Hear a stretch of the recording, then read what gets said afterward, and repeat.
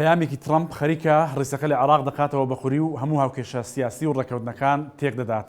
ڕۆژی 24 مانگی ڕابردوو چوارچێوەی هاوئاهەنگی نوری مالیشی وەک تاکە بەربژێری شیعەکان بۆ پۆستی سەرۆکوەزیرانی عێراق دیاری کرد. سێ ڕۆژ دواتر دۆناڵد ترامپ لە ئێکس پەیامێکی بڵاو کردەوە و ڕایگەیاند کە دیاریکردنی نوری مالیشی بۆ پۆستی سەرۆکوەزیرانی عێراق بژاردەیەکی خراپە.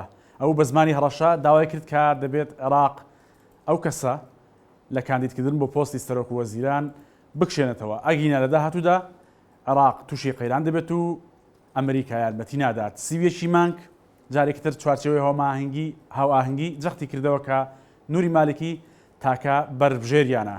بەربژێرکردنی نوری مالکی دۆخەکەی لە عێراق ئالۆز کردووە. تەنانەت ئەمڕۆ دانیشتنی پەرلەمانی عێراق بۆ بژاردننی سەرۆک کۆمار دواخرا بۆ کاتێکی نادیار. لەناو کوردیشدا هاوکێشەکان گۆڕاون.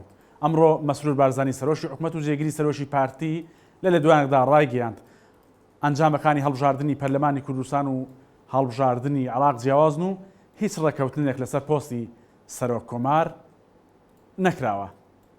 تەنانەت ئەم بابەتە لە بەشێک لە میدیای عێراقیشدا دەنگی داوەتەوە وەکو نوکتەیەکی لێ هاتووە. باس لەوە دەکرێت کە سەدام حوسێن بە تانک و دەبابەی ئەمریکی ڕووقا، بەڵام نوری مالکی تەنیا یەک تویتی بەس بوو.